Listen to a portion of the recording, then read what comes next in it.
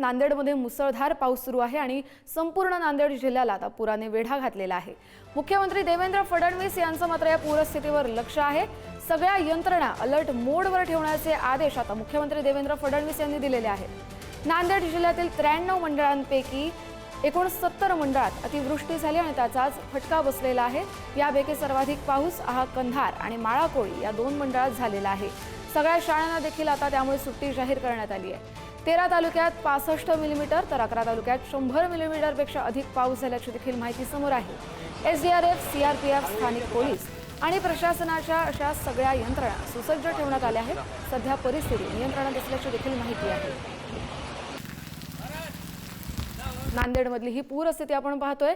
अनेक मंडळांमध्ये अतिवृष्टी झाली आणि त्यामुळे शहराला आणि जिल्ह्याला पुरानं वेढा घातलाय। 93 मंडळांपैकी 69 मंडळात अतिवृष्टी झाल्यानंतरची ही दृश्य। अनेक रस्त्यांना नद्यांचं स्वरूप आलंय, गाड्या पाण्यात वाहून गेलेल्या आहेत। रेल्वेला देखील मोठा फटका बसलेला आहे। बाहेर काढण्याचं काम केलेलं आहे। एनडीआरएफ त्या ठिकाणी होतीच, पण जो काही पाण्याचा वेग होता तो पाहता आपण लष्कराला देखील त्या ठिकाणी पाचारण केलेलं आहे।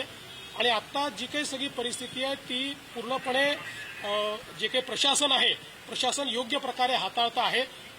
जीवितहानी होऊ नये, मोठ्या प्रमाणात हानी होऊ नये या दृष्टीनं जे जे करण्याची आवश्यकता आहे ते सर्व प्रशासनाच्या माध्यमातून नांदेडमध्ये केलं जातं आहे।